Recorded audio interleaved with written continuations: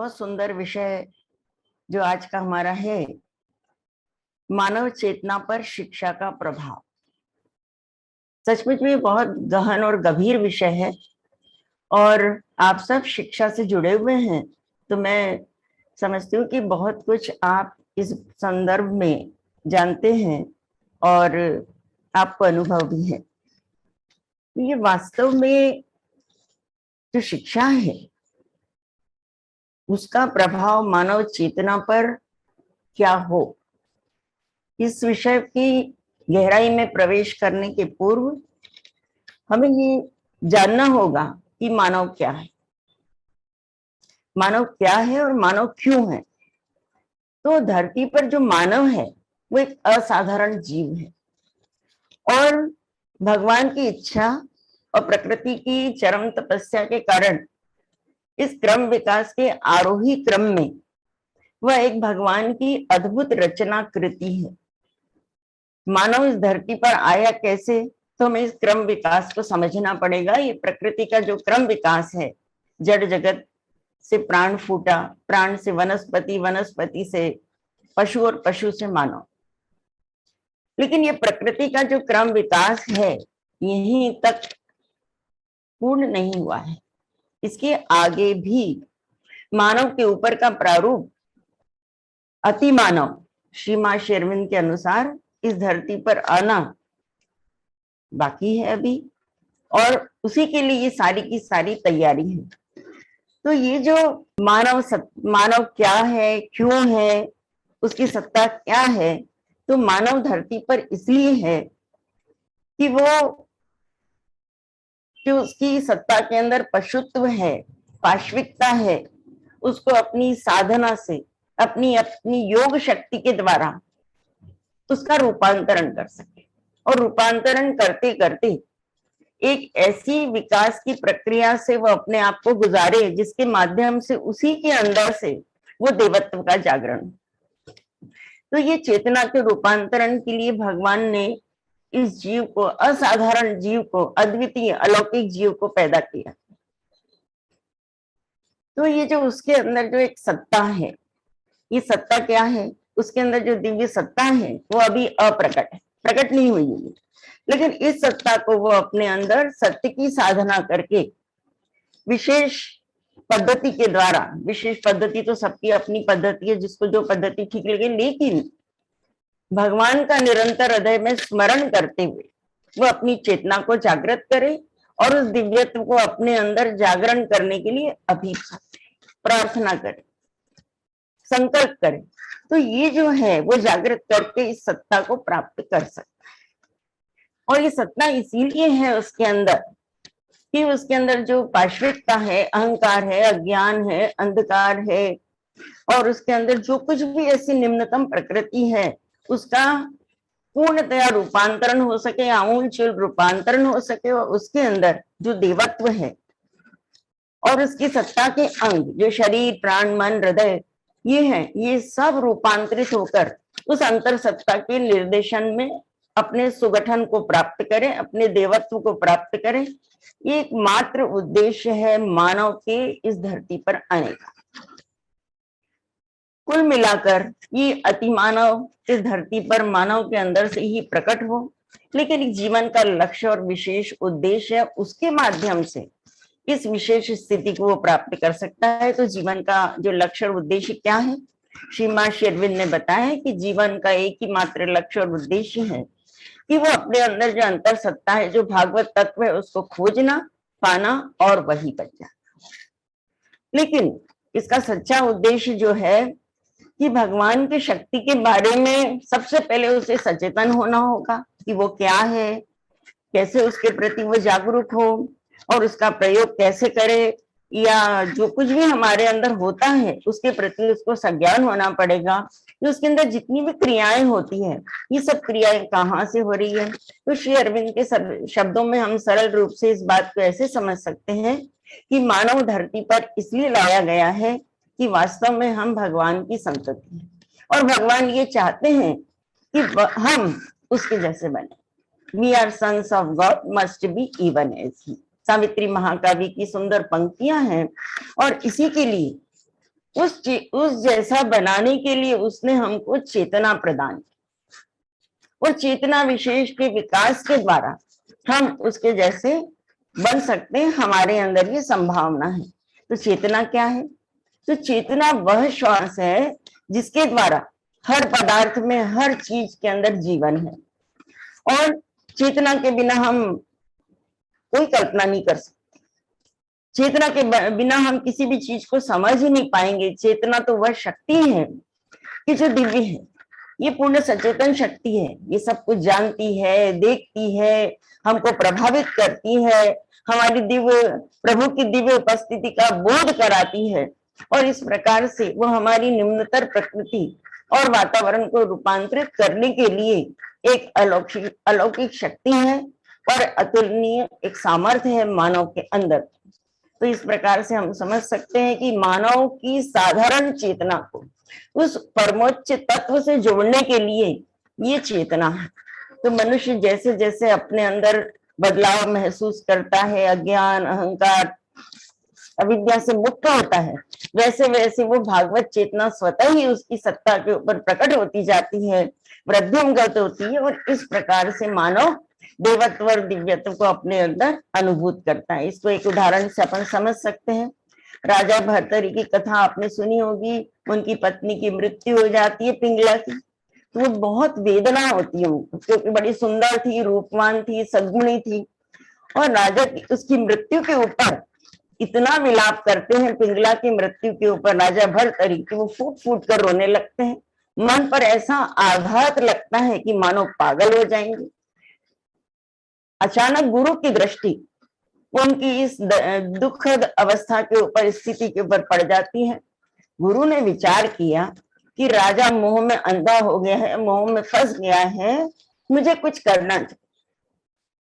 अब गुरु तो ऐसे होते, कुम्हार जैसे होते, और शिष्य को घड़े के ऐसे कुम्हार जैसे घड़े को तराशता है, बनाता है, हाथ से थपथपाता है, वैसे ही वो गुरु आ गए वहां पर। और गुरु आकर के उनको गढ़ने का सोचा कि कैसे इसको गढ़ा जाए ताकि इसको चोट तो लगे पर उतनी ना लगे, इसलिए वो सहारा भी देते हैं। तो बड़ी सुंदर एक वो है कि गुरु कुम्हार शिष्य कुंभ है, गड़ी गड़ी काढ़े खोट, ऊपर हाथ सहार दे, भीतर मारे चोट। ये गुरु की स्थिति है। तो गुरु आए और एक कमंडल लाए मिट्टी का हाथ में, और हाथ में मिट्टी का जब कमंडल लेके आते हो जमीन पे फोड़ दे, कमंडल फूट जाता है, फूटता है, और कमंडल के फूटते से ही गुरुदेव रोने लगते हैं। अचानक राजा पूछते हैं कि गुरुदेव, ये मिट्टी का कमंडल फूटा और आप रो रहे हैं? बोले हाँ। क्यों? बोले कि इसलिए कि अब इसके अंदर जीवन नहीं लौट सकता, इसके टूटने पर इतनी वेदना और इतना वस्त। तो उन्होंने कहा कि तुम जो पिंगला है वो भी तो मिट्टी की थी। राजा को भान होता है, ये क्या, मैंने क्या किया, मैं इतना मोह में फंस गया। तो मिट्टी में जब तक धड़कन है, स्पंदन है, तो प्राण है। ये पार्थिव शरीर इसीलिए है कि इसके अंदर स्पंदन है, प्राण है। इस मिट्टी के अंदर यदि स्पंदन ना हो तो ये निष्प्राण हो जाता है। तो ये जो मोह है उसको तोड़ने के लिए गुरुदेव ने इस प्रकार की रचना रची। तो जैसे ही ये जीव रूपी पक्षी उड़ जाता है तो शरीर क्या हो जाता है? मिट्टी हो जाता है। और मिट्टी में मिलाने के अतिरिक्त उसका कुछ नहीं हो सकता। उसका जो भी स्वरूप बदलता है मिट्टी में जाने के बाद ही होता है। अर्थात जब तक हमारी चेतना है और चेतना के स्पंदन है, तब तक हमारी धड़कन है, जीवन है, हमारे कार्यकलाप है, हमारे व्यापार है, सब कुछ, बाकी समृद्ध। तो मानव के अंदर जो साधारण चेतना है उसे दिव्य चेतना को हमें सौंपना होगा। उस दिव्य चेतना के प्रति हमको सचेतन बनना होगा, ताकि हमारे अंदर होने वाली प्रत्येक क्रिया हमारी साधारण चेतना से नहीं बल्कि भागवत चेतना से संचालित हो, और हमें अनुभव भी हो कि भगवान हमें चला रहे हैं, फिरा रहे हैं, हमारे लिए सब कुछ कर रहे हैं। तो प्रत्येक की चेतना विकसित हो, पूर्णता को प्राप्त करे। यही शिक्षा, संस्कार और भावना जितनी समृद्ध होगी, जितनी उच्च कोटि की होगी, उतना उतना बालक हमारा चेतना की शक्ति से, भागवत चेतना की शक्ति से संचालित होगा। यही चेतना के पीछे आशय है। तो ये जो चेतना है, ये बच्चे के अंदर एकाग्रता, स्थिरता का विकास कर सके, ताकि बच्चे के अंदर जो दिव्य ज्ञान है ईश्वर द्वारा प्रदत्त, उसके अंदर जो शक्तियां हैं, सौंदर्य है, आनंद है, उसकी सत्ता के स्तरों पर प्रकट हो सके। अब उसकी सत्ता के स्तर हैं शरीर, प्राण, मन, हृदय। तो ये जो चैत्य सत्ता है, उसका प्रकाश, उसके जो स्पंदन है, दैवीय स्पंदन है, उनसे ये प्रभावित होकर उनके निर्देशन में, उनके सानिध्य में अपनी सत्ता का विकास करे। तो ये जो जीवन में विकास की प्रक्रिया है और ये जो कर्म है हमारे जीवन के साथ जुड़े हुए, हर बच्चा, हर मानव भगवान के साथ खेलने का आनंद ले, भगवान के साथ खेलते हुए विकसित हो। यदि खेलते ही रह पाए तो हम स्वर्ग यहीं रच सकते हैं।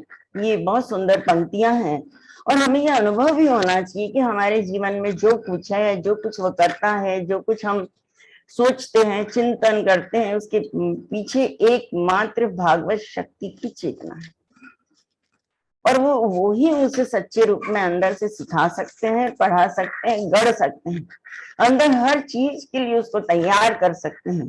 वो जो भी बनना चाहे, जैसा भी बनना चाहे, लेकिन सबका एकमात्र जो हेतु है वह चेतना ही है। इस प्रकार से वह शक्ति हमें सामान्य चेतना से ऊपर उठा करके दिव्य चेतना के स्तर तक, उच्चतम स्तर तक ले जाती है और सर्वोच्च चेतना तक, वहां तक पहुंचा करके हमारे जीवन का सुगठन करती है। तो सबसे बड़ी बात यह है कि शिक्षा के नाम पर हम सब खर्च खूब कर रहे हैं और ऐसा खर्च कर रहे हैं जैसे कोई एक महाअभियान पूरे विश्व के अंदर चलता हुआ दिखाई दे रहा है। लेकिन केवल हम धन ही खर्च नहीं कर रहे हैं, अपनी ऊर्जा, अपना सब कुछ देने को तैयार हैं। इतना कुछ हमने, कितने चैरिटेबल ट्रस्ट बनाए, कितने दान दाता, सरकार भी लगी हुई है, व्यक्ति लगा हुआ है। लेकिन और एक ही लक्ष्य है कि विद्यार्थी कैसे भी पढ़ ले, बच्चा कैसे भी पढ़ ले, तैयार हो जाए। ये भावना हमारी बहुत ऊंची है। कहीं कहीं तो ये इतनी फुटकर भरी हुई है कि ऐसा लगता है कि शिक्षा के लिए किसी ने तो अपना जीवन और आत्मा सब कुछ अर्पित भी कर दिया। तो ये बहुत बड़ा एक क्रांति है इस जगत के अंदर, इस धरती के ऊपर, लेकिन परिणाम वो अभी तक नहीं जो आना चाहिए था। क्योंकि आज विश्व में इतनी शिक्षण संस्थाएं, इतने शिक्षा मंदिर, शिक्षक, शिक्षा शास्त्री, योगी जन, गुरुजन, और उसकी प्राप्ति के लिए कितने सारे लोग लगे हुए हैं कि शिक्षा का एक अभियान चला हुआ है। लेकिन ये जो शिक्षा है एक बच्चे के अंदर ऐसी प्यास को जागृत नहीं कर सकी है, ऐसे प्रकाश का प्रस्फुटन नहीं कर पाई है, ऐसी शक्ति जागृत नहीं कर पाई है जो होना चाहिए। शिक्षा का संकल्प देने की इच्छा और उसका संकल्प होने के बावजूद भी हम वो नहीं कर पा रहे हैं कि जो होना चाहिए। तो शिक्षा के नाम पर जो अथक महाश्रम संसार के अंदर हो रहा है, महायज्ञ चल रहा है, चारों ओर शिक्षा की गूंज है, समाज, राष्ट्र, सरकार जो सब कुछ लगी है और शिक्षा के नाम पर हमने सब कुछ झोंक भी दिया है। कभी कभी तो ऐसा लगता है कि शिक्षा देने के नाम पर हम जूझ भी रहे हैं। तो हमें चिंतन करना होगा आज कि हम कहाँ चूक गए, कौन सा ऐसा संकल्प है जो एक बच्चे, एक विद्यार्थी, एक माता पिता, एक अभिभावक, एक गुरुजन, शिक्षक, समाज, राष्ट्र, सभी देश, विश्व के सारे देशों को, हम सबको आज चिंतन करना होगा कि हम सब एकजुट होकर एक साथ एक चेतना में शिक्षा प्राप्त करने का संकल्प करें कि वो शिक्षा पद्धति क्या हो जिसका हर बच्चे का, वो विश्व के किसी भी देश का बच्चा क्यों नहीं हो, उसका समग्र विकास, तो शिक्षा प्राप्त करने का अधिकारी बन सके, उसका आनंद ले सके, ऐसी कोई शिक्षा पद्धति होना चाहिए। इसके लिए हमें एक कदम आगे आना होगा, अपने चरण उठाना होगा और उच्च शिक्षा पाने का पाने के लिए अपने आप को तैयार करना होगा। तो ये उच्च शिक्षा क्या है? पहले हम सहमत हो, भारतवासी सहमत हो, अध्यात्म प्राण देश है, हम सबको उसके लिए तैयार होना होगा। और वह शिक्षा पद्धति क्या है? सत्य आरोहण के लिए शिक्षा, सत्य आरोहण की शिक्षा। तो एक सबको एक ही दिव्य संकल्प लेना होगा कि हमें सत्य चेतना के, अपने अंदर सत्य की चेतना के विकास के लिए, सत्य के आरोहण के लिए हमें शिक्षा प्राप्त करना है। चाहे विद्यार्थी हो, युवा हो, मनुष्य, जब एक एक जना ये संकल्प ले लेगा कि मैं ऐसी शिक्षा ही ग्रहण करूंगा जिसमें एकमात्र भागवत सत्य का मान, इस बात को जगह जगह पर लिखा है कि हमें संकल्प शक्ति को विकसित करना होगा, हमें संकल्प करना होगा। चाहे ये कितना भी श्रम साध्य कार्य क्यों ना हो, क्या चाहे ये कितना भी बड़ा अभियान क्यों ना हो, इस अभियान के अंदर मुझे चाहे एक जीवन लग जाए, अनेक जीवन लग जाए, लेकिन मुझे अपनी चेतना को मैं शुद्ध करूंगा, अपनी उस पूर्ण चेतना को प्राप्त करूंगा, मैं एक साहसी और निर्भय साहसी योद्धा बनूंगा, ऐसा उसको निर्णय करना ही पड़ेगा। चाहे उसके जीवन में कितनी कठिनाइयां आए, संघर्ष आए, कष्ट आए, चाहे कितनी भी पीड़ाएं, चाहे उसको रोग पकड़ ले, चाहे उसकी मृत्यु तक भी क्यों न हो जाए, लेकिन उसका संकल्प कमजोर नहीं पड़ना चाहिए। ऐसा ये माँ का कथन है। चाहे उसका कोई सहयोगी हो न हो, उसका विरोधी हो, कोई भी हो, लेकिन वो सब पे विजय प्राप्त करेगा। जब तक ये संकल्प वो नहीं लेगा, तब तक वो सत्य की शिक्षा को न तो वो ग्रहण कर सकता है, न वो आत्मसात कर सकता है। तो वो सभी प्रकार के अज्ञान अंधकार से मुक्ति के लिए जो भी उसकी चीजें उसको नीचे गिराती है, उस पर विजय प्राप्त करने के लिए उसको शक्ति प्राप्त करनी होगी। यही एक ऐसा मुख्य विचार बिंदु और संकल्प है जिसके माध्यम से हमारी शिक्षा प्रभावकारी भी हो सकती है और हमारी चेतना विकसित भी हो सकती है, और हमारी चेतना के ऊपर उस शिक्षा का प्रभाव और ज्यादा हो सकता है, क्योंकि इसके पीछे एक भागवत संकल्प है, उसके पीछे एक भगवान की विशेष क्रिया है। तो शिक्षा के क्षेत्र में सच्चा और दिव्य अभियान यही होगा कि हम सचमुच में भगवत शरण में आ जाएं और भगवत शरण में आकर अपने संस्कारों को दिव्य बनाने का पूरा पूरा संकल्प लें। तो हमारी जो ये शिक्षा के क्षेत्र में हम जो पिछड़ रहे हैं, तो ये हमें इस पर विचार करना होगा कि हम क्यों पिछड़ रहे, क्या ऐसी हमसे चूक हुई है। यदि हम अब भी नहीं संभलेंगे, अब भी सचेतन नहीं होंगे, तो ये जो एक दमघुट वातावरण पृथ्वी का बन जाएगा, और उस पृथ्वी के दमघुट वातावरण में हमारा जीवन, हमारा अस्तित्व, सब कुछ खतरे में पड़ जाएगा।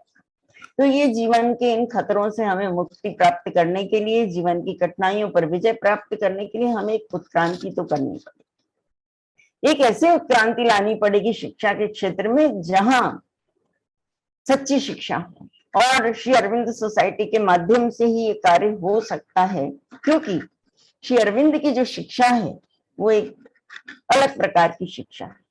तो विश्व भर के जितने भी हमारे बालक हैं वो सच्चे बने, सच्ची आत्माएं बने, और उसे एक शिक्षणालय ऐसा उसको हम उसके लिए तैयार करें जहां वो चेतना के रूपांतरण की, चेतना के विकास की, चेतना के दिव्यीकरण की एक इबारत लिख सके। और वो जो इबारत उसके द्वारा लिखी जाएगी वो एक ऐसे नींव का पत्थर का काम करेगी, उसके ऊपर आकर के जो भी उसके अंदर आत्माएं अपने जीवन का विकास करेगी, एक रूपांतरित बालकों का समूह बन जाएगा।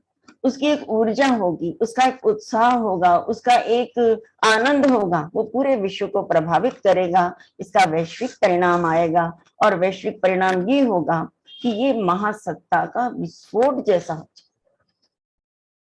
कि ये संभव है।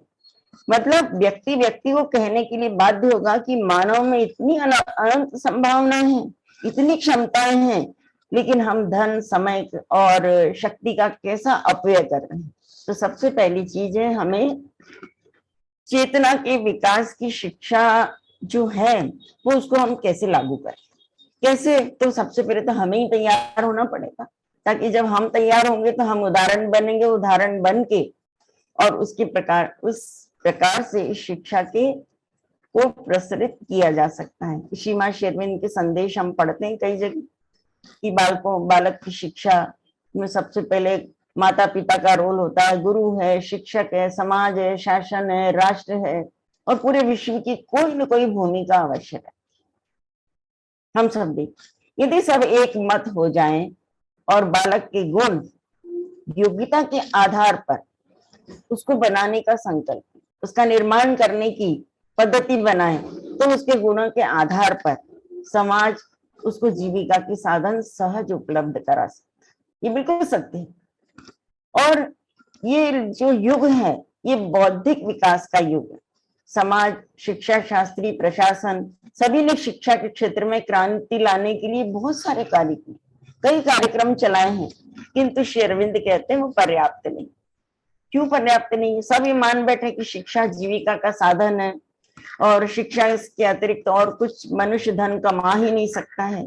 तो ये श्री अरविंद कहते हैं ये न्याय संगत नहीं है। माँ भी इसे नहीं मानती। माँ कहती है हर बच्चे के अंदर ईश्वर प्रदत्त प्रतिभा है और उसको विकसित करना चाहिए हम सबको। तो हम इसको एक कहानी के माध्यम से ऐसे समझ सकते हैं कि राजा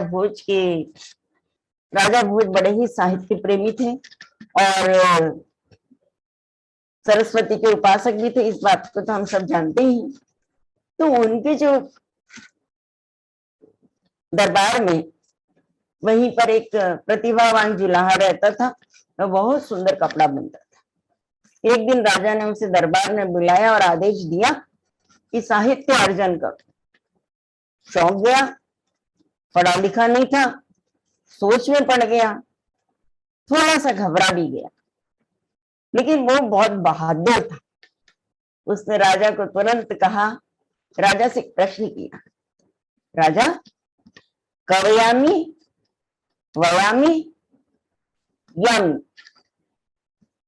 अर्थात मैं काव्य सृजन करूं, कवयामी वयामी कपड़ा बुनूं, या मैं आपका राज्य छोड़कर चला जाऊं, क्या करूं?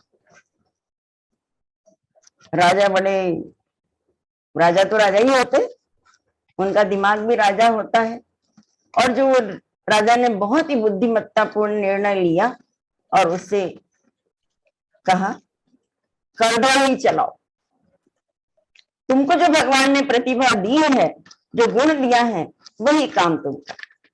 जुलाहा बहुत प्रसन्न हो गया और उसके मन चाहा उसको काम मिल गया और उसने इस तरह से राजा के दरबार में फिर से अपनी जो शिल्प था, अपनी जो कला थी ईश्वर प्रदत्त, उसको अपने जिंदा रखा। तो इस तरह से कई ऐसे बच्चे हैं। और मानिक लिखा है, माँ खुद कहती है हम बच्चों को जो भी सिखाएं, जो भी काम दें, वो उबाऊ नहीं होना चाहिए। स्पष्ट है। तो सबसे पहली चीज है कि बच्चे में काम करने की रुचि कैसे जागृत हो। प्रत्येक काम करने, काम सब आना चाहिए, लेकिन कोई कर्म विशेष होता है तो उसके लिए अपने को विशेष प्रयोजन प्रयास करने पड़ते हैं। प्रत्येक कार्य करने के लिए उसको, माता जी के जीवन की ही घटना है कई ऐसी कि कुछ काम वो करना नहीं चाहती थी, तो एक दिन माँ ने कहा ये करो, बोले नहीं इच्छा नहीं है, लेकिन माँ ने जैसे आदेश दिया करी तुम्हें करना पड़ेगा। जब उन्होंने किया तो उनको पता ही नहीं चला, खेल खेल में कब काम पूरा। तो बच्चों के अंदर खेल खेल में कर्म करने की, पढ़ने की, कुछ सीखने की रुचि को जागृत करना या उसको दिलचस्प बनाकर, उसको मनोरंजक बनाकर हम सबको उनके सामने प्रस्तुत करना चाहिए, ताकि उस तरीके के माध्यम से वो कार्य को अपनी चेतना के विकास के लिए सीख सके और एक ऊंचाई तक पहुंच सके। तो छोटे छोटे विषयों का ज्ञान हम इसी प्रकार से बच्चों को दे सकते हैं। और सबसे बड़ी चीज है कि कर्म में वो उबे नहीं किसी भी कर्म से। ये उबना एक बहुत ही बुरी वृत्ति होती है। ये हमारी चेतना को आलस्य से, तमस से भर देती है और बार बार हमको नीचे गिराती। बच्चे प्रसन्नता से कार्य करें, आनंद से कार्य करें, यही हमारे कर्म का उद्देश्य होना चाहिए। सिखाने के पीछे एक सोच होनी चाहिए। सबसे पहली चीज हमको ये ध्यान रखना है कि बच्चे के प्रति हमको बड़े, उसकी आयु में हम के प्रति हमको बहुत सचेतन होना चाहिए। बच्चा प्रायः 6 वर्ष की अवस्था तक बुद्धिमान होता है, सहज रूप से सब चीजों को सीखने की एक उसके अंदर सहज वृत्ति होती है। और लेकिन जैसे ही उसको 7वां वर्ष लगता है, 7वें वर्ष में उसके अंदर कई बौद्धिक, भावनात्मक, तार्किक क्षमता के, चुनाव करने की क्षमता के परिवर्तन होते हैं, क्योंकि उसके अंदर गुण है वो। तो ये जो 7वें वर्ष के अंदर ये जो बदलाव आता है, तो इसके प्रति माता पिता को बड़ा सचेतन रहना होता है कि बच्चा उस समय पे ये निश्चय कर लेता है कि मैं अब ये बनूंगा, मैं ये करूंगा, मेरी ये चाह है। तो नैसर्गिक रूप से होता है ये सब उसके अंदर में। और जब वो 14 वर्ष का हो जाता है, तब वो पूर्ण निश्चय कर लेता है कि मुझे तो ये करना ही है, दृढ़ निश्चय हो गया यहाँ पर। तो इस तरह से हमको उसके 7वें वर्ष में प्रत्येक माता को, अभिभावक को, परिजनों को सचेतन होना चाहिए। लेकिन यदि 7वें वर्ष के अंदर आते आते हम उसको अपने उसके जीवन के लक्ष्य और उसकी प्राप्ति, उसके विकास के विचार बीज, यदि आवश्यक बीज हम यदि उपयुक्त बीज उसके अंदर वपित कर दें, तो सचमुच में उसका एक सुंदर परिणाम बच्चे की चेतना के ऊपर हम सहज ही देख सकते हैं।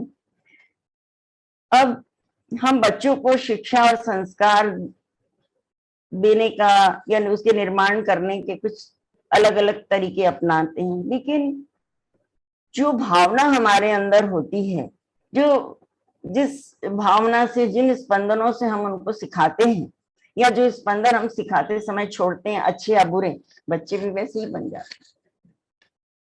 तो सबसे पहली चीज है कि हम बच्चे को किस भावना के साथ सिखाएं। तो पहली चीज है कि कोई भी चीज सिखाने के लिए उसके अंदर प्रेम भावना होनी चाहिए, क्योंकि प्रेम से कहने सिखाने और डांट कर कहने सिखाने में बहुत अंतर।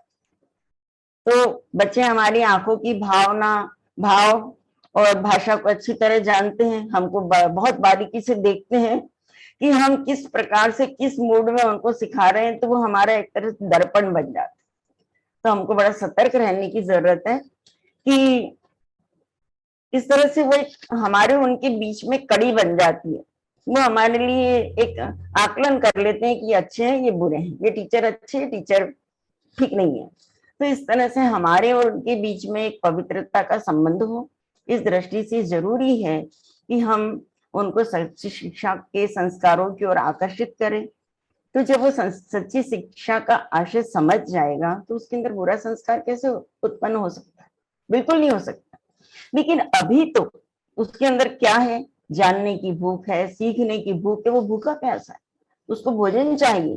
तो उसको जहां जहां जो जो चीज मिलती है सब सीख जाता, अच्छा बुरा, चाहे उसको कितनी भी डांट पड़े, मार पड़े, फटकार पड़े, लेकिन वो सीखने की एक वृत्ति है उसके अंदर, तो उस और चल पड़ता है। लेकिन हमें बहुत सतर्क रहने की जरूरत है, हम जो भी हैं। तो लेकिन सबसे बड़ी चीज है कि उसके जीवन निर्माण के इस काल में हम सबकी एक भूमिका है, माता की, पिता की, गुरुजनों की, सबकी एक भूमिका है। हमें उस पर खरा उतरना होगा। अन्यथा वो क्या करेगा, एक दिन जब वो बड़ा होगा, समझेगा, जानेगा, तो हमें न्याय की अदालत में ले जाके खड़ा कर देगा कि आपने मेरी ओर ध्यान नहीं दिया, आपसे बड़ी भूल हुई। या फिर वो खुद आत्मचिंतन की अवस्था में होगा, तो ये सोचेगा कि मैं चूक गया, मैंने अवसर खो दिया। कुछ भी हो सकता है। लेकिन सबसे बड़ी चीज है कि हमें बहुत सतर्क रहने की जरूरत है बच्चे के निर्माण काल में, जबकि उसका विकास का काल होता है। तो बच्चा ये सोचता है कि मैंने अवसर खो दिया, तो मैंने बहुत कुछ खो दिया, और भी कुछ हो सकता था। तो ऐसे बच्चे बहुत कम होते हैं। लेकिन सबसे बड़ी चीज है कि जो गीली मिट्टी होती है उसको हम कहीं भी शेप दे सकते हैं, कहीं भी उसको मोड़ा जा सकता है, उसमें बीज बोए जा सकते हैं, प्रस्फुटन की पूरी संभावना मौजूद रहती है। लेकिन घड़ा पकने के बाद भी उसमें परिवर्तन आना बिल्कुल संभव नहीं होता। तो पहली चीज है कि वो जो घड़ा है वो कैसे उपयोगी बने, बेकार ना हो, फूटे नहीं। तो ये सबसे पहले हमको सचेतन हमको रहने की जरूरत है। और बालक को भी बता देना चाहिए शुरू से कि तुम भगवान की सबसे प्रिय आत्मा हो, तुम आत्म रूप हो, तुम्हारे अंदर सुप्त शक्तियां हैं, तुम्हारे अंदर अनेकों क्षमताएं। श्री अरविंद ने भी कहा है इस बात को लेकर कि बच्चे के अंदर असंख्य संभावनाएं, अनेक क्षमताएं हैं, और उनको स्वच्छ और शुद्ध करके यदि तुम ये शिक्षा को ग्रहण करोगे तो तुम हमेशा कैसे रहोगे, तरोताजा रहोगे, एक पुष्प की भांति खिले रहोगे। कुछ ऐसे देखे उदाहरण, कुछ ऐसे माता पिता होते हैं, वो अक्सर ये शिकायत करते हैं कि उनके बच्चे उनके ऊपर हाथ उठाते हैं, मारपीट करते हैं। तो सबसे पहली चीज है कि बच्चों के अंदर ये वृत्ति कहाँ से आई, ये आदत कैसे उत्पन्न हुई। तो ये हमें चिंतन करना है, या उनके अंदर जो निरर्थक क्रियाएं हो रही है, या उनका जो बेतुका व्यवहार है, वो क्यों हो रहा है।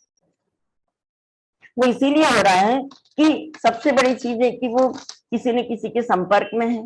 हो सकता है वो घर से कहीं बाहर जाता हो, उनके संपर्क में आता हो, हमारे ही घर में ये सारी चीजें होती है।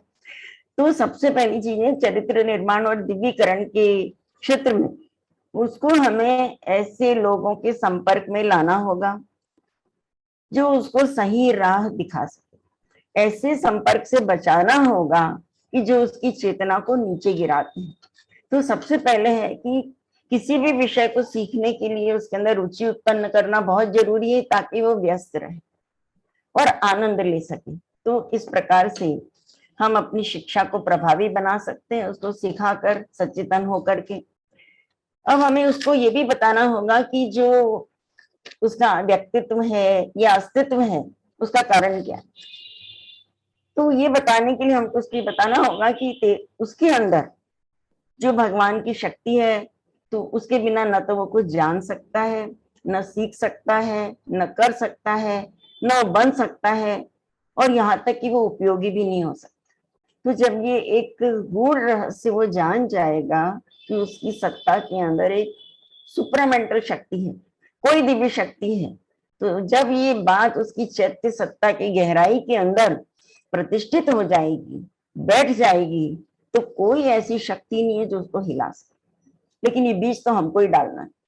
लेकिन जब वो बाहर निकलेगा, अपने आप को गढ़ते गढ़ते, उसके निर्देशन में, उससे बातचीत करते हुए, उसको उसके प्रति श्रद्धा रखते हुए, तो जब वो बड़ा होगा तो सचमुच में एक भागवत रूपाकार भगवान के रूप में गढ़कर ही निकलेगा। और वो धरती पर चलता फिरता अपने आप को ये भी अनुभव करेगा कि मैं भगवान का ही, मेरे अंदर भागवत तत्व है, मेरे अंदर भागवत शक्ति क्रियाशील।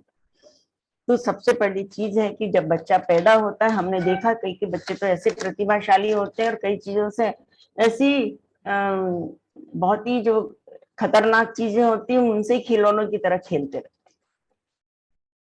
तो यदि बच्चों के अंदर इतनी क्षमता है कि वो खतरनाक चीजों से खेल सकते हैं, ऐसी दुर्लभ चीजों के संपर्क में आके उनके बारे में जान सकते हैं, तो क्यों ना हम सब मिल करके उनसे जो एक ये जो दुनिया बनाने वाली जो शक्ति है, जो परम आश्चर्य है, उससे हम उसका संबंध जोड़ दें, उससे उसका संपर्क करा दें, उसको हम कैसे पाए उसका रहस्य बता दें यदि हम जानते हो तो, और उसको पाने की छोटी मोटी विधा जो हमको आती है उसके संपर्क में ले आए।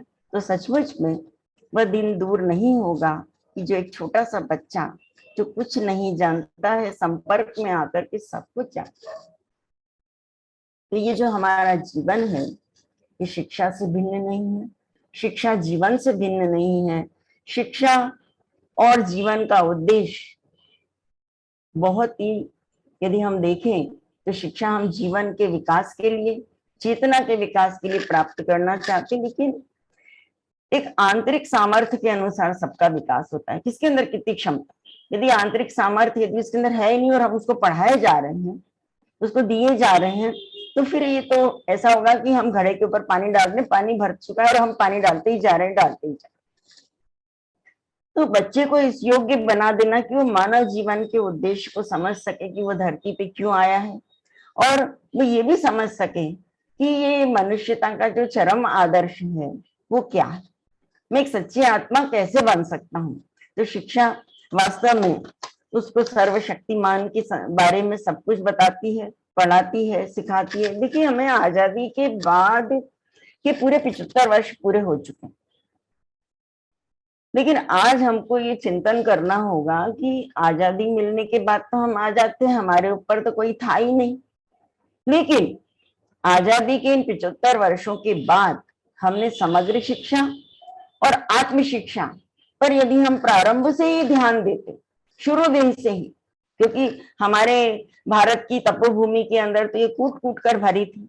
भारत के पास इस आध्यात्मिक शक्ति का ज्ञान भी था, समग्र शिक्षा भी थी, और ऐसे कई उदाहरण हैं कि जो अवतारी शक्तियों के रूप में यहाँ पर विकसित भी हुए हैं। तो फिर हमने इस तरफ ध्यान क्यों नहीं? ये हमारी अपनी कमी है। और यदि हम ध्यान देते, हम सिखाते, तो बाल आत्माओं की चेतना के विकास का स्तर कुछ और ही होता। तो सबसे पहली चीज ये है कि पिछले कुछ वर्षों में अभी आपने देखा कि भारत सरकार द्वारा कुछ शिक्षा पद्धति में परिवर्तन भी हो रहा है और योग शिक्षा को विशिष्ट स्थान मिला है। और माननीय प्रधानमंत्री श्री नरेंद्र जी मोदी ने तो वैश्विक मंच पर एक यौगिक उत्क्रांति का सूत्रपात किया है वैश्विक स्तर पर। तो ये बहुत बड़ी बात है। ये उनके अंदर भागवत शक्ति की कोई प्रेरणा ही रही होगी और आज हर व्यक्ति इस विधा से जुड़ गया, पूरा विश्व आज से। ऐसे ही भारत यदि सच्चे सिद्धांत श्री मां श्री अरविंद ने जो हमको बताए हैं, निर्देशित किए हैं, तो 5 प्रकार की शिक्षाएं बताई है, शारीरिक, प्राणिक, मानसिक, चैत्य और आध्यात्मिक। इन सब शिक्षाओं को हम निर्भीकता के साथ, दृढ़ता के साथ विश्व को हम यदि विश्व के सामने रखें, तो मैं समझती हूँ कि ये हमारे लिए बहुत बड़े साहसिक कर्म होगा और हमें इसमें कोई डरने की जरूरत नहीं। ये हमारे सचमुच में ये मूल शिक्षा है। और लेकिन ये भारत ही कर सकता है, क्योंकि उसके पास ईश्वर प्रदत्त शक्ति है और ज्ञान है और साधन है उसके पास में, वो शिक्षा के सूत्र हैं। और इसे भारत राष्ट्र अपने तक सीमित न रखकर सारे विश्व के बालकों के लिए उसको नवीन रूप में प्रस्तुत करना होगा, देना होगा, सिखाना होगा। तभी ये जो हमारा देश है जगत के अंदर एक विशिष्ट कार्य रखने का साहस कर पाएगा। और वैसे भी यदि सारे राष्ट्र विश्व के एक मंच पर एकत्रित होकर के यदि ये संकल्प लें कि वे नव सृजन करेंगे, और उन्हें नव सृजन करना है, क्योंकि ये जो श्री अरविंद की शिक्षा है ये छोटे मोटे सिद्धांत नहीं, इसके अंदर दिव्य प्रकंपन है, इसके पीछे दिव्य संकल्प है। ये तपस्या और साधना से जागृत हुई ज्ञान शक्ति है, तो ये आत्मसात सहज हो जाएगी। जो भी इसको ग्रहण करना चाहेगा, जो अपनी ओपनिंग करेगा, उसी के अंदर ये दिव्य शिक्षा शक्ति अपने आप प्रवेश कर जाएगी और उसका दिव्य रूपांतरण सहज ही हो जाए। लेकिन श्री अरविंद ने एक जगह कहा है, बहुत सुंदर लिखा है उन्होंने, कि जो मानवता के वस्त्र हैं वो चीथड़े चीथड़े हो चुके हैं, उनमें अब ज्यादा पैबंद लगाने की जरूरत नहीं। तुम बार बार पैबंद लगाते हो, उसको ढक देते हो। लेकिन वो कहते हैं कि अब समय आ गया है कि जब इस विश्व मानवता को एक नया वस्त्र देना होगा, नया परिधान देना होगा, ताकि अति मानव का विकास हो सके। ये चेतना का विकास। तो मानव के अंदर दिव्य संस्कारों के बीजों का वपन शिक्षा के माध्यम से हो तो और अच्छी बात है, क्योंकि उसके अंदर बहुत सारे ऐसे बच्चे भी होंगे जो सुपरमैन बन सकते हैं, स्वर्णिम मनुष्य बन सकते हैं और अपने आप को भाग्यशाली बना सकते हैं। तो श्री अरविंद चेतना के विकास के सिद्धांत पर विशेष बल देते हैं और वो कहते हैं कि जड़ से जीवन और जीवन से मस्तिष्क, ये 3 स्तर तो मनुष्य प्राप्त कर चुका है, लेकिन इसके ऊपर जो उसका सुनहरा मस्तिष्क है, उसका जो गोल्डन माइंड है, उसके ऊपर जो उसके अंदर एक अद्वितीय क्षमता है, एक प्रकाश का मन है, एक ईश्वरीय ज्ञान का मन है, उस तक उसकी चेतना। तो उस साधना विशेष के द्वारा शिक्षा से हम उसको कुछ नहीं सिखा सकते, स्कूली शिक्षा से नहीं। ये तो उसको अपने अंतर हृदय की गहराई में जाना सीखना होगा, वहां से उसको अपने अंदर की शक्तियों के द्वारा उस ज्ञान को जागृत करना होगा। तभी वो सुपरमैन कैसे बने, वो अति मानव कैसे बने, वो उसकी चेतना कैसे जागृत हो, ये सारे सूत्र उसके अंदर में बिखरे पड़े, सब विद्यमान है। तो ये सच्चे संस्कारों की जो शक्ति है हर बच्चे के अपने अंदर में है, उसको अंदर जाना कि अपने को एक विधा की ओर मोड़ना हो। अब जैसे हम वर्तमान शिक्षा प्रणाली में देख रहे हैं कि जो विद्यार्थी अधिक जानकारी रखता है वो उतना ही बुद्धिमान होता है। अब देखिए कितना अंतर है, जो हम चर्चा कर रहे थे और जो अभी हम सोच रहे हैं, चिंतन कर रहे हैं, लेकिन वो उतना ही बुद्धिमान होता है। तो बालक भी अपने मस्तिष्क के अंदर ठूस ठूस कर जानकारियां भर लेता है, और क्या करता है, जब परीक्षा का समय आता है तो 3 घंटे उन उत्तर पुस्तिकाओं के अंदर सब कुछ उलट कर आ जाता है और सर्वोच्च अंक भी हासिल कर लेता है, और ये सोचता है कि मैंने तो बहुत महान विजय हासिल कर। तो ये क्या है? श्री अरविंद कहते हैं ये जो शिक्षा पद्धति है, ये विद्यार्थी की जो क्षमता है, जो बालक है उसके ऊपर अत्याचार है एक प्रकार का। विद्यार्थी की जो नैसर्गिक क्षमता है वो कैसे विकसित हो और प्रकृति के विरुद्ध दबाव न देते हुए उसका स्वाभाविक विकास कैसे हो, श्री अरविंद इसके पक्षधर थे, न कि एक तोते की तरह रट लेना और उसको अपने मस्तिष्क के अंदर ठूस ठूस कर भर देना, इसको वो शिक्षा पद्धति नहीं मानते थे। तो बालक के विकास पर जो ये जड़ नियम लादे हैं अपन ने, जबरदस्ती उसको मजबूर करके डांट डांट कर पढ़ाना, उसके दिमाग में भर देना, ना उसको पढ़ने में रुचि है, ना उसको कोई आंतरिक उत्साह है, बस तोते की रटन की तरह से वो रट लेता है, और उसकी कोई जिज्ञासा की जो वृत्ति है वो भी अंदर मंद पड़ जाती। उसमें जिज्ञासा कैसे उत्पन्न हो, उसका विकास कैसे हो जिज्ञासा का, ये हमारे लिए एक चुनौती है। तो सबसे बड़ी चीज है उसका मन भ्रमित ना हो, मन बोझिल ना हो, उसका मस्तिष्क क्या करे क्या न करे, ये उसके अंदर एक सहज वृत्ति को हमें उत्पन्न करना होगा। यंत्रवत वो पढ़ाई करता है और पढ़ाई करने से और वो बस्ते का बोझ, दो चीज है, तो ये विकास को अवरुद्ध कर दे। तो ये जो पुड़ियाओं में बांध बांध करके जो हम उसको जानकारी दे रहे हैं और जानकारी वो अपने मस्तिष्क के अंदर रख रहा है, तो ये उसके कोमल मन को, आप देखिए कितने कोमल मन के कोश कितने कोमल होते हैं, शरीर के कोश कितने कोमल होते हैं, प्राण के कोश कितने कोमल होते हैं।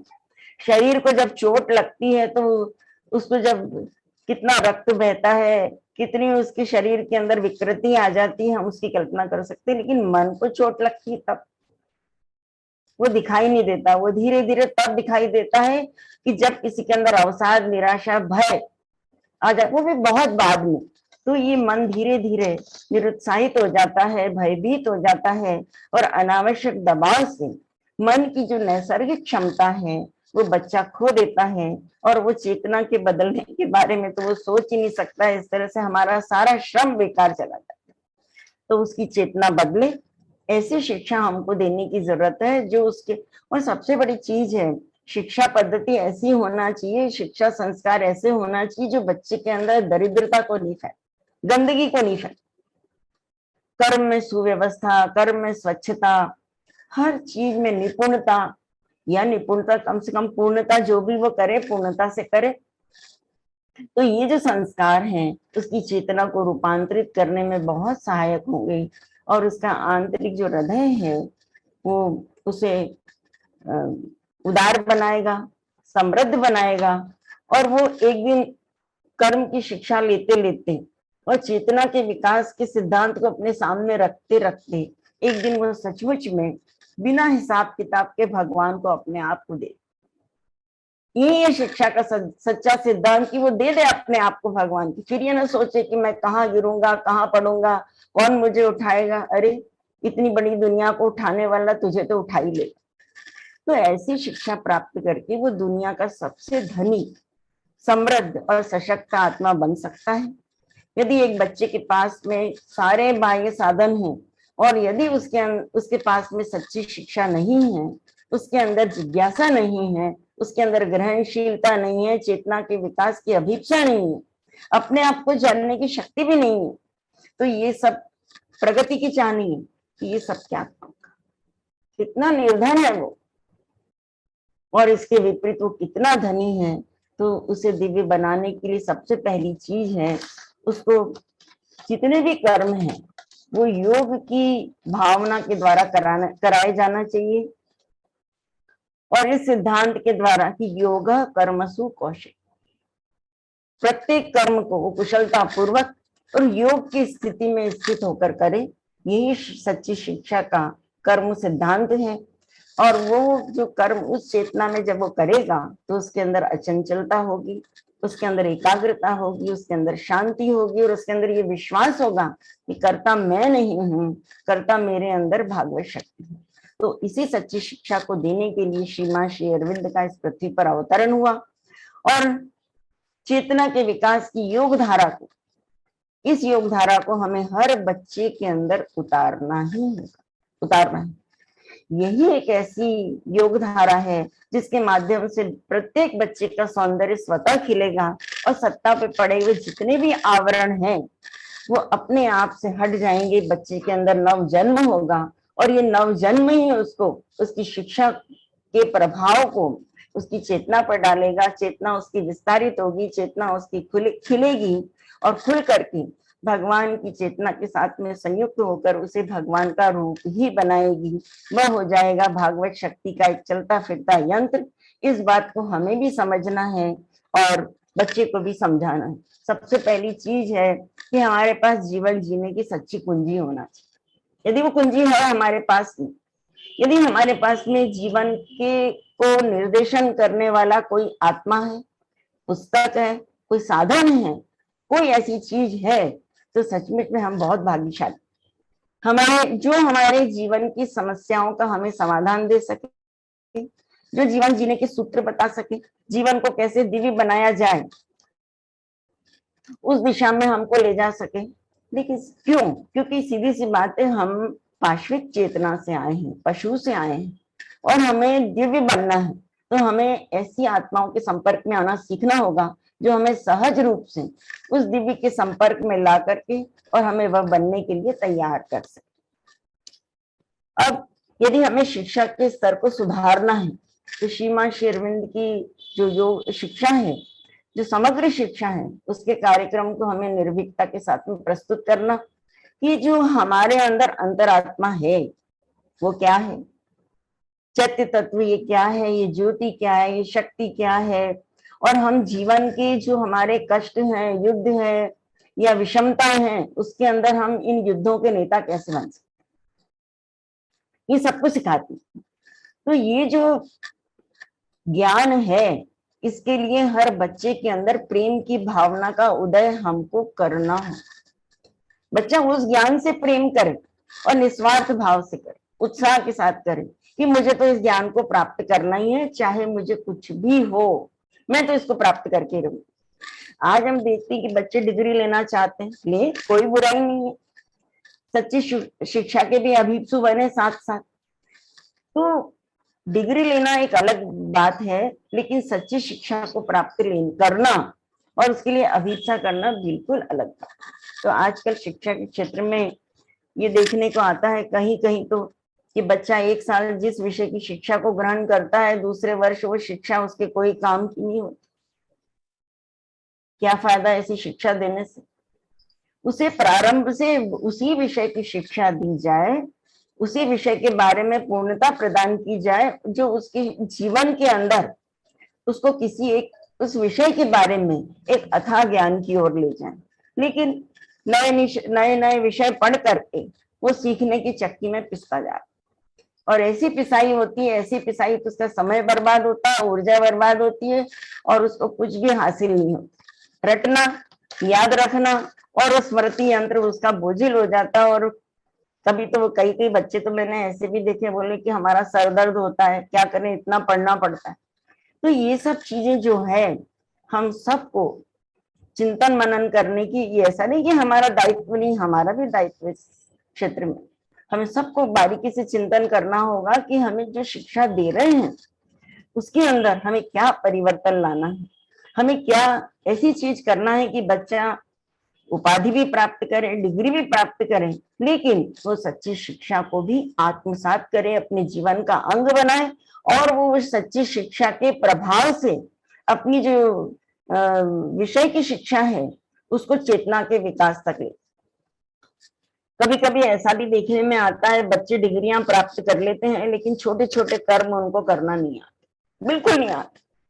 उनको ये नहीं पता चप्पल कैसे खोलना चाहिए, अपनी वस्तुओं को कैसा स्वच्छ रखना चाहिए, कहाँ रखना चाहिए, भोजन कब करना चाहिए। ऐसी छोटी छोटी जो दैनिक जीवन की उनकी बातें हैं वो भी उनको समझ नहीं आती। सोने के समय खाते हैं, खाते के समय चलने लगते हैं, चलने के समय दौड़ने लगते हैं। और जो ये उनका जीवन शैली है बहुत ही विकृत। लेकिन बच्चे की शिक्षा तब प्रभावकारी होगी जब हम बच्चे के एक एक कर्म, उसके व्यवहार, उसके बीच में अनुशासन लेके आए। यदि हमने ये नहीं लाया तो हम उसका जीवन अंदर से खिल ही नहीं सकता।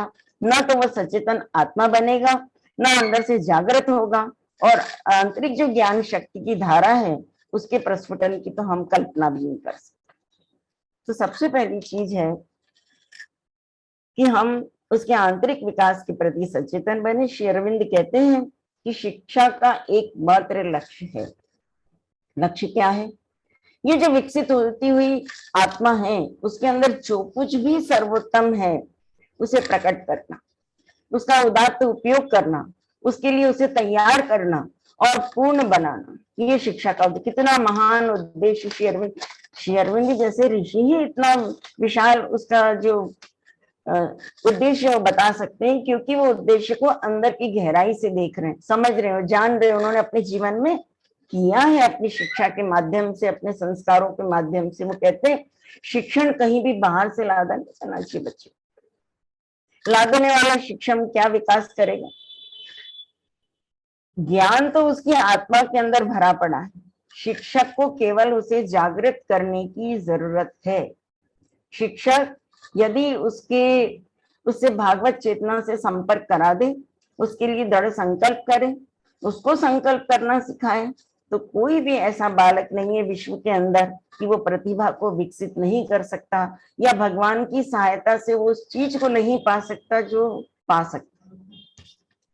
सीमाने के शब्दों में हम सबसे पहली चीज है, हर बच्चे को ये सिखाया जाना चाहिए कि सबसे पहले अपने आप को जानना और सीखना।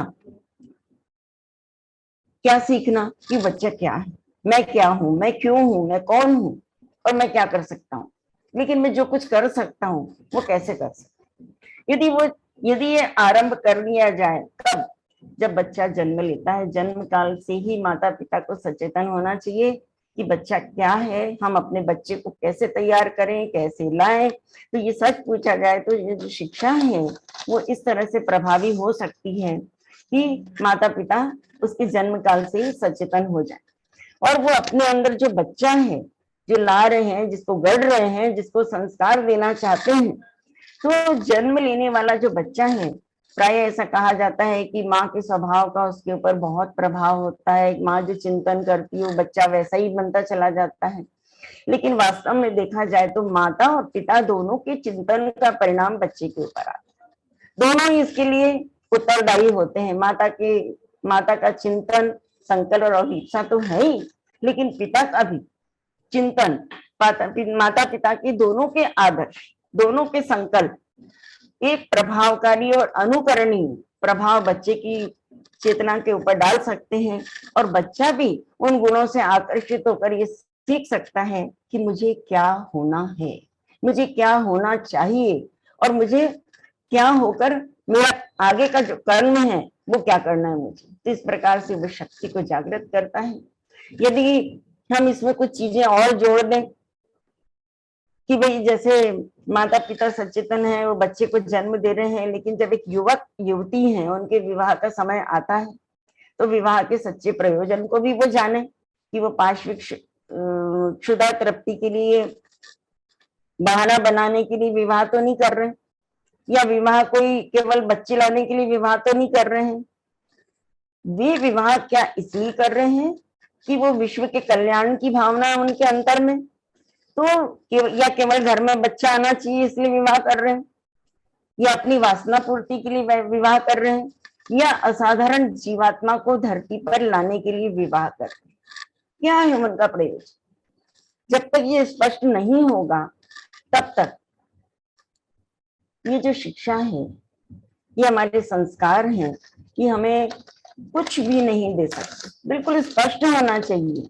ये जो हम नन्हे नन्हे दूत हमारे माध्यम से धरती के ऊपर आते हैं और माता पिता के माध्यम से ही आते हैं, तो इनके बारे में सचेतन रहने की बहुत जरूरत। ये अमरता के शिल्पकार कैसे बने, ये स्वर्णिम शिशु कैसे बने, ये भगवान के दूत कैसे बने, इसके लिए श्री माँ ने बताया है कि लगभग पति पत्नी को 1 वर्ष तक आंतरिक तैयारी करने की, अपने अंदर दिव्य रूपांतरण लाने की, अपने दिव्यीकरण की, अपने चेतना के विकास की तैयारी करना बहुत आवश्यक, ये आवश्यक तैयारी। वो चेतना को गिराने वाली जितनी भी मनोवृत्तियां हैं उन सब का परित्याग करना होगा और उन सब का शुद्धिकरण करने के लिए श्रीमान श्री अरविंद ने 5 प्रकार की शिक्षा बताई है। और ये शिक्षा है शरीर की शिक्षा, प्राण की शिक्षा, मन की शिक्षा, भावों की शिक्षा, चैत्य शिक्षा और आध्यात्मिक शिक्षा। तो सबसे पहली चीज है, ये शिक्षा के बारे में हमने बहुत कुछ सुना है कि ये शिक्षा जो है इसके 5 प्रकार है। शरीर का शिक्षण, तो शरीर को हम इस प्रकार से तैयार कर सकें, आहार विहार, योग व्यायाम के माध्यम से, अनुशासन के माध्यम से, ताकि उसके अंदर भगवान का दिव्य सौंदर्य खिल सके। हम अपने प्राणों का शुद्धिकरण इस प्रकार से कर सके कि हम अपनी इंद्रियों पर विजय प्राप्त कर सकें, अपने चरित्र का निर्माण कर सकें, ताकि उसके प्रभाव में आकर के वो बच्चा स्वतः ही शुद्ध चरित्र की ओर, दिव्य चरित्र की ओर उन्मुख हो। और हम मन का विकास भी इस प्रकार से कर सकें कि हमारे अंदर नव विचार, दिव्य विचार, नव कल्पनाएं, दिव्य कल्पनाएं, इनका सृजन हो। हाँ, ये विचार कहाँ से आते हैं हमारे अंदर, वो बच्चा देख सके। तो हमारे अंदर ऊर्ध्व प्रेरणा कहाँ से आती है, कैसे आती है, कौन उनको देता है, ये भी बच्चा इसके प्रति सचेतन बन सके। ये दूसरी ओर, ये अशांत मन क्यों है, इस अशांत मन पर वो कैसे विजय प्राप्त करे, ये सारी चीजें जो है श्री अरविंद की जो ये श्री माँ की जो 5 प्रकार के शिक्षा सिद्धांत इसके अंदर आ जाते हैं। लेकिन जो महत्वपूर्ण शिक्षा है वह है चैत्य शिक्षा। तो ये जो है सबसे बड़ी भावनात्मक शिक्षा होनी चाहिए पहले, कि वो प्रेम को समझे कि प्रेम क्या है, प्रेम के माध्यम से वो कौन सी अपने अंदर ऐसी शक्तियों का जागरण कर सकता है। पहला प्रेम उसको भगवान से करना सीखना चाहिए। तो वो भगवान को प्रेम करता है तो पूरी सृष्टि को प्रेम करेगा, हर चीज को प्रेम करेगा। यदि वो भगवान को प्रेम नहीं करता है सच्चे हृदय से, तो किसी को प्रेम नहीं कर सकता है। तो इस प्रकार से वो चैत्य शिक्षा की ओर उन्मुख हो सकता है। और चैत्य शिक्षा तो एक ऐसी शिक्षा है जो जीवंत आत्माओं का निर्माण करती है और चुने हुए विद्यार्थी इसको ग्रहण करने के अभिचुर। लेकिन धीरे धीरे धीरे एक संगठन बन जाता है, वो संगठन उदाहरण होता है, अनुकरणीय होता है, और इस प्रकार से धरती पर एक सुंदर आत्माओं के समूह के द्वारा ये चेतना को विस्तार दिया जा सकता है, इस कार्य को विस्तार दिया जा सकता है, इस शिक्षा को प्रभावी और अनुकरणीय बनाया जा सकता है। लेकिन वास्तव में जो हमारा है चैत्य शिक्षा से ही प्रारंभ होता है, यहीं से होना चाहिए माँ श्री अरविंद के अनुसार। यदि हम चैत्य शिक्षा से जीवन की शुरुआत करते हैं, प्रारंभ करते हैं, तब हमारी चेतना का जो विकास है वो हमारी कल्पना से भी परे होगा।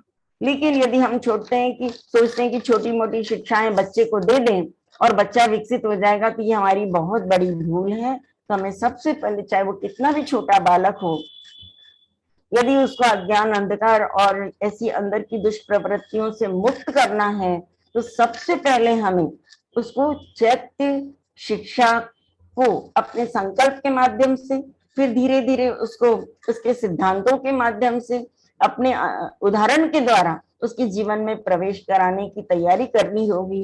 और यही वो तैयारी है जो उसको महत्व चेतना से संयुक्त कर सकती है और सच्ची शिक्षा से जोड़ सकती है। ये हमने 5 प्रकार की जो शिक्षा है, तो ये सबसे, यही एक ऐसी प्रभावकारी शिक्षा है जो बच्चे के समग्र रूपांतरण के लिए उसको तैयार करती है।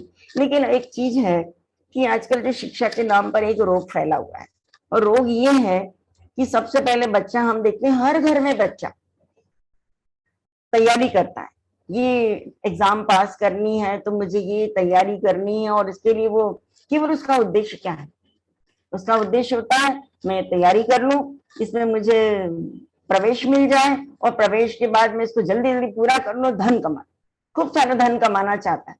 तो ये धन के बारे में ये चिंता तो रहते हैं बच्चे। तो ये परीक्षा में इसीलिए सफल होना चाहते हैं कि जल्दी से हम उस शिक्षा को प्राप्त कर लें, डिग्री ले लें, सर्टिफिकेट प्राप्त कर लें और हम अपने जीवन को बस अब धन कमाने की जगह पर लगा दें। माँ इसको बिल्कुल उपयुक्त नहीं मानती है। सबसे पहली चीज है ज्ञान के लिए सीखना, ये बहुत जरूरी है।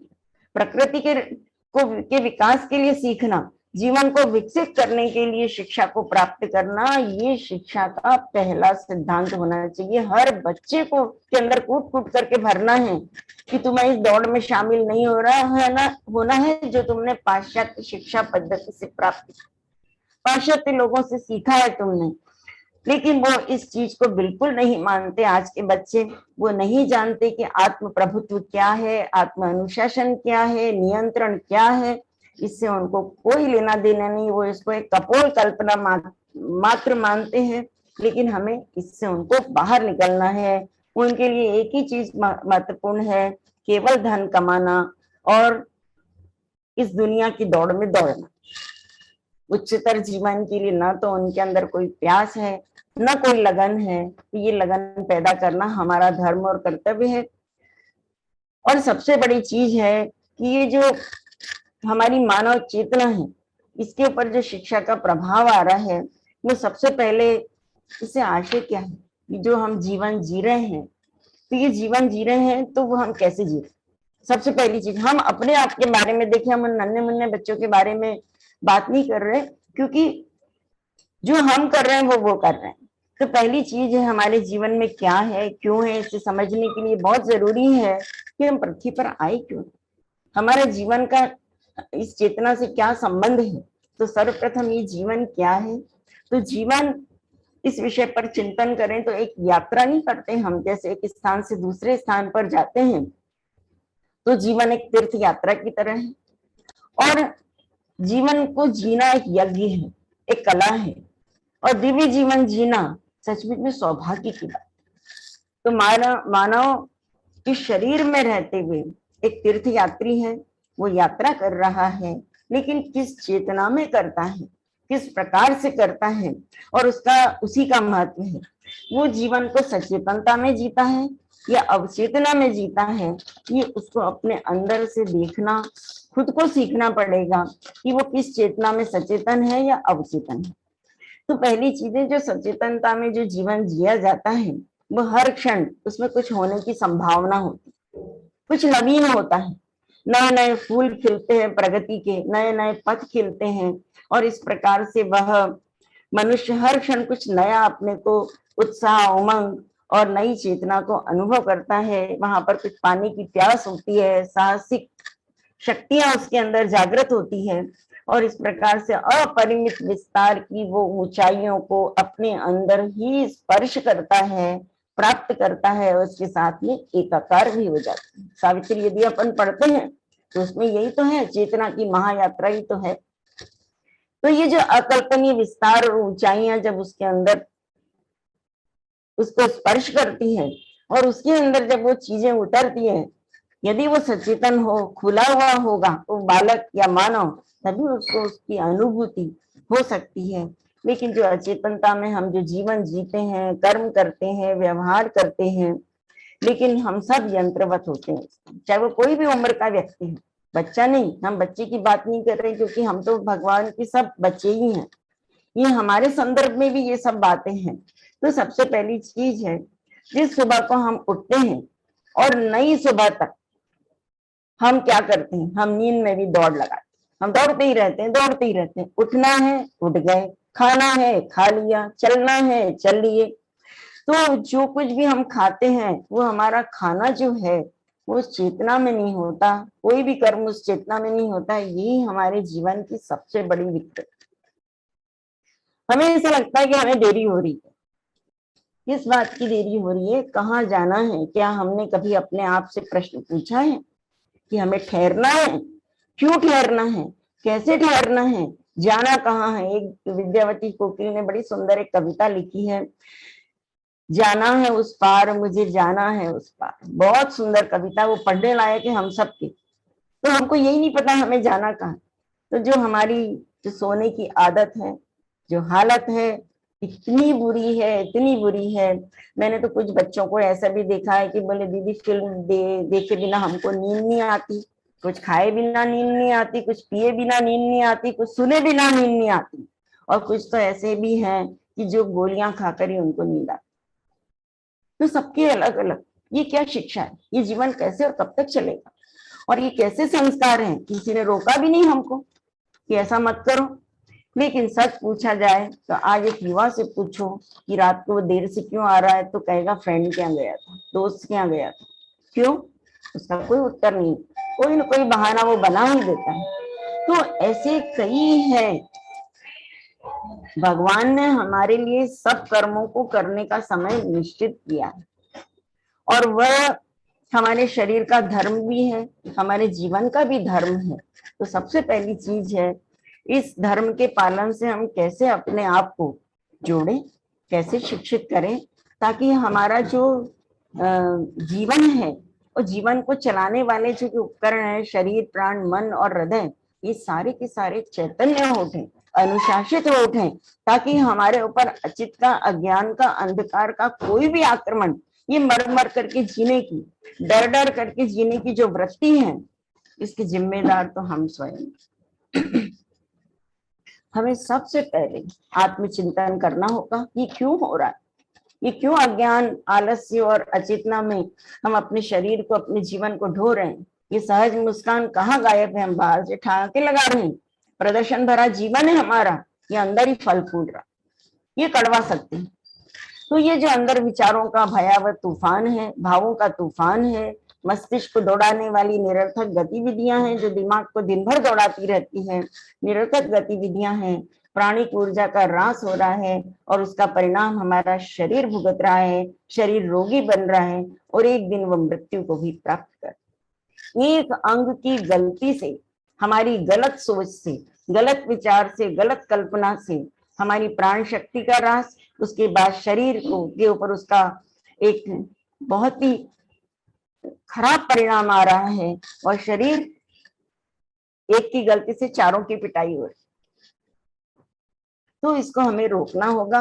अपने अंदर जो निरर्थक चीजें हैं, कमजोर चीजें हैं, उनको भयभीत करने वाले जो विचार हैं, जो बच्चे के कोमल मन और मस्तिष्क के ऊपर, कोशिकाओं के ऊपर भयावह स्पंदन पैदा कर रहे हैं, उन सब से उनको मुक्त करने का एक ही तरीका है कि उसको इसके प्रति भिज्ञ करना है, सचेतन करना है कि इससे तुमको जल्दी से जल्दी अलग हटना है, ताकि तुम अपनी मस्तिष्क की जो ईश्वर प्रदत्त क्षमता है, जो देवी तुमको एक शक्ति है अंदर में, उसको सहज शक्ति को जागृत कर सको, अपने आप को तुम गढ़ सको। यही उसको हमको बताना है। अभी हम देखते हैं कि संसार में अलग अलग उद्देश्य को लेकर के शिक्षण संस्थाएं खोली गई। कोई किसी उद्देश्य को लेकर के, कहीं एक विषय का ज्ञान दिया जाता है। सब अपने उद्देश्य की पूर्ति के लिए अपनी जगह पर सब कुछ अच्छा कर रहे हैं, ठीक शिक्षा दे रहे हैं, ये बात बिल्कुल है। किसी के पास कुछ ज्ञान है, किंतु जब तक शिक्षा का उद्देश्य आत्मज्ञान की शिक्षा के साथ में संयुक्त नहीं कर लिया जाएगा, तब तक शिक्षा प्रभावकारी हो ही नहीं सकती। किसी भी विषय का ज्ञान लो, कोई ज्ञान प्राप्त करना, किसी विषय का ज्ञान प्राप्त करना कोई अपूर्णता नहीं है, लेकिन वो उसका ज्ञान तब पूर्ण होगा जब वो आत्मा की जो शिक्षा है, आत्मा का जो ज्ञान है, उसके साथ में उसकी चेतना संयुक्त हो जाए। पहली चीज है कि शिक्षा सच्ची होना चाहिए, स्वाभाविक होना चाहिए, और वो जो शिक्षा जो प्राप्त कर रहा है उससे उसका जीवन खिलना चाहिए। श्री माँ की कृपा से मुझे बच्चों के साथ में रहने का बहुत बड़ा सौभाग्य मिला है। कई लंबे समय तक, बहुत वर्षों तक बच्चों के, हर उम्र के बच्चों के साथ में ये दिव्य सुयोग, सुअवसर प्राप्त हुआ कि उनको निकट से देखने का मौका मिला, अपने आप को निकट से देखने का मिला, निकट से देखने का एक सुयोग मिला। उनका चैत्य और माँ की शक्ति के संपर्क में आकर के उनका चैत्य किस प्रकार से खिलता है, उनकी सत्ता किस प्रकार से खिलती है, ये भी एक देखने के अंदर वो हमारी बहुत समझ से परे होता है। कई बार जो चीजें हमारे पास नहीं होती उनके पास सहज आ जाती है। क्यों? क्योंकि उनका पवित्र काल चल रहा है। हमारे चेतना के ऊपर बहुत सारे आवरण हैं, संस्कार हैं, अभी हम उनसे मुक्त नहीं हुए हैं। तो श्री माँ के संपर्क में आकर, और कई माता पिता तो मुझे ये भी कहते हैं कि हम इनके अवश्य माता पिता हैं, पर लगता है ये हमारे अपने बच्चे नहीं। ये सुनकर बहुत ही अच्छा लगता है कि भगवान ने इनको उतारा है, भगवान ही इनको गढ़ रहा है। तो ये बहुत बड़ी बात है श्री माँ के संपर्क में आकर, उनके दिव्य सिद्धांतों, शिक्षाओं को पढ़कर और उनको जीवन में जीकर उनका पूरा का पूरा दृष्टिकोण ही बदल गया। ऐसे बच्चे हमारी सोसाइटी के लिए, हमारे लिए माँ का उपहार, सचमुच में उपहार है। जो माँ के लिए पढ़ते हैं, माँ के लिए कर्म करते हैं, माँ के लिए जीते हैं और माँ की चेतना में विकसित होते हैं, और जिनका लक्ष्य केवल माँ, माँ और माँ है। सबसे बड़ी बात तो यह है कि उनके विकास के साथ वो सबसे पहले क्या होता है, हमारा विकास होता है। ये जो आदान प्रदान है, चेतना के विकास का जो एक कार्य है, उनके अंदर भी विकास हो रहा है, हमारे अंदर भी कुछ हो रहा है। ये साथ साथ परिवर्तन चलता है, और ये एक ऐसा परिवर्तन है जो हम उनके साथ में ही रहकर कर सकते हैं, अनुभव कर सकते हैं। वास्तव में देखा जाए, ये विकसित होती हुई बच्चे, विकसित होते हुए युवा और आत्माएं हमारा दर्पण है, और ये हमको अपना ही मुख दिखाते हैं कि देखो तुम कहाँ हो, कैसे हो, तुम्हें क्या करना है। हमारा भ्रम तोड़ने वाली ये आत्माएं हैं। हम इन्हें शिक्षण दे रहे हैं, हम ये सिखा रहे हैं, हमको ये हमें बिल्कुल नहीं मानना चाहिए। सिखाने वाली वो शक्ति है, अवसर वो लाई है, तो हमारा रोल क्या है, इनके बहाने हम भी बैठ गए, नहीं तो हम भी कहीं मटर गश्ती करते होते। भगवान इनके बहाने हमको शिक्षण दे रहे हैं, हमको संस्कारित कर रहे हैं। सच मानिए, ये भाव आते ही ये शिक्षण, इसके प्रशिक्षक एकमात्र यंत्र बन के रह जाते हैं, और ये एक ऐसा विश्वव्यापी परिवर्तन ला सकते हैं जो निकट भविष्य के अंदर पूरे विश्व का जो एक स्वरूप बदल सकते हैं, और पूरे विश्व के लिए एक नई तैयारी कर सकते हैं। और यदि ये मनोभावना शिक्षक और जिसको शिक्षण दिया जा रहा है, उसके अंदर यदि ये भावना आ जाए, तो पूरे पृथ्वी की चेतना बदली जा सकती, पूरी पृथ्वी की चेतना। लेकिन अभी तो ये है कि जो शिक्षण दे रहा है वो सोचता है ये मैं कर रहा हूँ, तो सबसे बड़ी चीज यही एक भ्रम है। तो वास्तव में पृथ्वी की चेतना के तो आधार देने के लिए, उसमें शांति, शक्ति और ज्योति की स्थिति को लाने के लिए जरूरी भी है कि शिक्षा को हम प्रभावकारी बनाने के लिए हमें सबसे पहले हमारे अंदर एक ऐसी शांत स्थिरता पैदा करना होगा, एक ऐसी एकाग्रता को लाना होगा जहां हम उस एकाग्रता, शांत स्थिरता और नीरवता की गहराई में भगवान के स्पष्ट आदेश को अपने अंदर सुन सकें, वो हम अपने बच्चों को दे सकें। वो आदेश हमारे लिए है, उन बच्चों के लिए, उन आत्माओं के लिए है, ताकि जब हम इस रूप में तैयार होंगे तब हमारे आत्मज्ञान का प्रभाव बच्चे स्वीकार करेंगे। नहीं तो बच्चे हमसे ज्यादा भगवान के निकट हैं। ये नहीं सोचे कि हमारे पास इतना किताबी ज्ञान है तो हमारे पास इतनी जानकारी है तो हम भगवान के निकट हैं। बच्चे भगवान के बहुत निकट है, और वो हमें उसके आगे की चीज सिखा सकते हैं। सबसे पहली चीज है, सब कुछ जानने के लिए, सब कुछ प्राप्त करने के लिए भगवान की शक्ति से जुड़ना बहुत जरूरी है। ये मानव जीवन आदर्शमय हो, लोक कल्याणकारी हो, इसके लिए हमें एक दिव्य कल्पना करनी होगी कि पूरा विश्व, एक छोटी सी हम दिव्य कल्पना ही करें थोड़ी देर के लिए। एक प्रकार का मेडिटेशन है, ध्यान है कि हमारे समक्ष पूरा विश्व है, पूरा विश्व नियमित है, शिष्ट है, सेवाभावी है, सद्भावना है, और सत्कार्यों की भावना से लबालब भरा हुआ है। सबके अंदर धैर्य है, सबके अंदर हितकारी भावना है, और सच्ची प्रगति करने के लिए तैयार है, अच्छा बनने के लिए तैयार है। अपनी क्षमताओं को विकसित करने की उसके अंदर अभिप्सा है, तो सच मानिए कि जो हमारा सामान्य जीवन है कब दिव्य जीवन के अंदर रूपांतरित हो जाएगा, कब पृथ्वी पर भगवान का साम्राज्य स्थापित हो जाएगा, हम ऐसे ही देखते ही रह जाएंगे और भगवान धरती पर प्रकट हो जाएंगे। तो पहली चीज है, हमें जो बच्चे हैं उनके जीवन के अंदर जो भी परिस्थितियां आती हैं उनका सामना करने के लिए वो कैसे तैयार हो, और ये विवेक उनके अंदर हमको जागृत करना होगा कि हर परिस्थिति में शांत रहकर भगवान को पुकारना, और उनके अंदर जो अंतर प्रेरणाएं होती हैं, उनको जो अंतर आभास होते हैं, तो वो क्यों होते हैं, भगवान की शक्ति से तादात्म्य का क्या परिणाम हो सकता है, इस क्षमता को हमको उनके अंदर जागृत करना होगा। सभी प्रकार के शिक्षण की, सभी प्रकार के ज्ञान की, सभी विषयों के ज्ञान की एकमात्र यही विधा है कि बालकों की चेतना के ऊपर भागवत चेतना का प्रभाव होना चाहिए। यदि वो चेतना का प्रभाव नहीं है तो हम उनको जिंदगी भर किताबें पढ़ाते रहें, वो पढ़ते जाएंगे, पास या फेल होते जाएंगे, और परिणाम के तौर पर बस पढ़े हुए हैं इतना हम समझ पाएंगे। तो और ये भी हमको उनको बताना जरूरी है कि तुम खेल खेल में कैसे उस शक्ति के साथ में संयुक्त हो सकते हो, उस शक्ति को प्राप्त कर सकते हो, और उसके जो तुम्हारा जीवन का परम और चरम लक्ष्य है उसकी भी सिद्धि अपने अंदर सहज रूप से जागृत कर सकती है। लेकिन हमें स्मरण रखना चाहिए कि हर बच्चे का विकास अलग अलग होता है। कोई बच्चा किसी में ज्यादा रुचि रखता है, कोई किसी विषय में ज्यादा रुचि रखता है, तो बच्चे के रुचि के अनुसार उसको अलग अलग विषयों को पढ़ाना चाहिए हमको।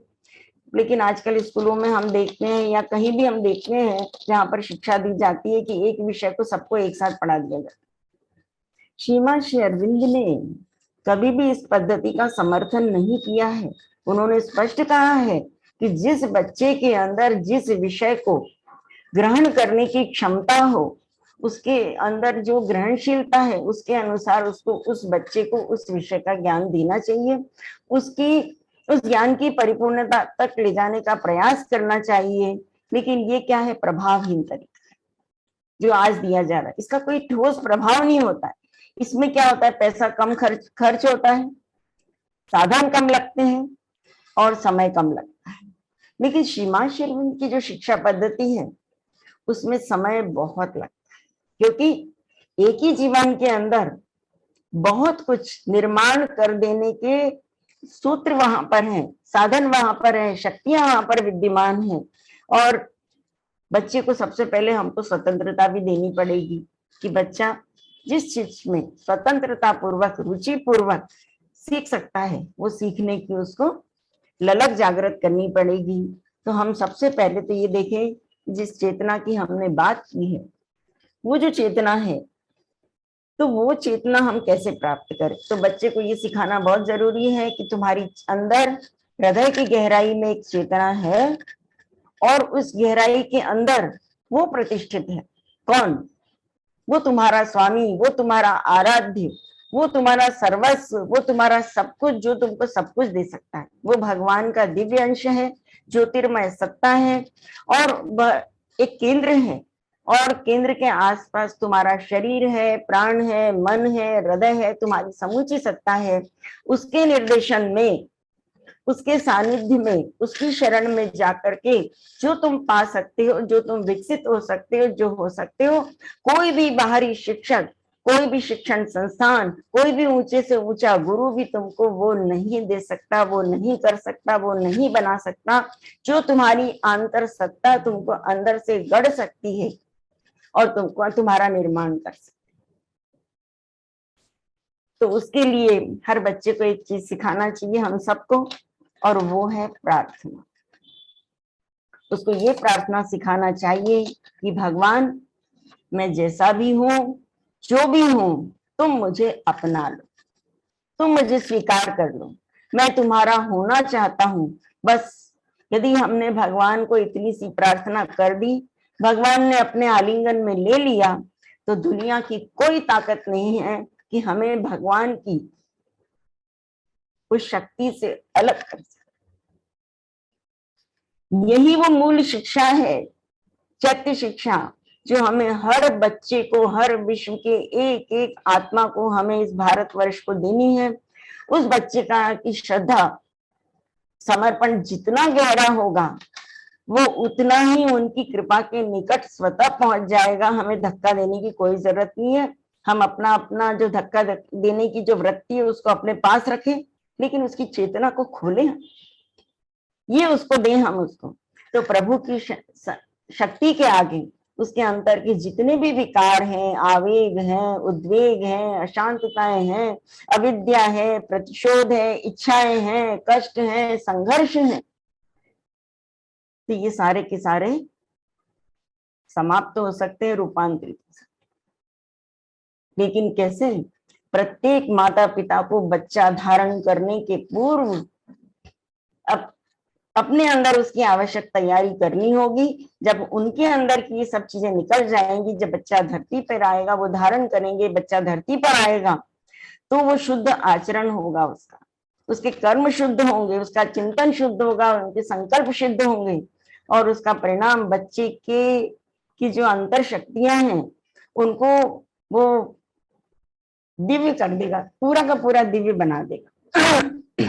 बच्चा जन्म होते से ही अनुभव करेगा, चाहे वो कितना भी छोटा। ऐसे कई बच्चे देखे हैं, प्रीनेटल के ऊपर काम करने का बहुत सौभाग्य और मौका माँ की कृपा से मिला है, आज भी मिल रहा है। कई कई माता पिता तो ये कहते हैं कि मेरे को तो अंदर बच्चा, मेरा बच्चा कहता है कि मुझे तो अंदर से सब उसने बता दिया, मैं सब जानता हूँ, आप मुझे मत बताओ, मुझे तो माँ बता देती है।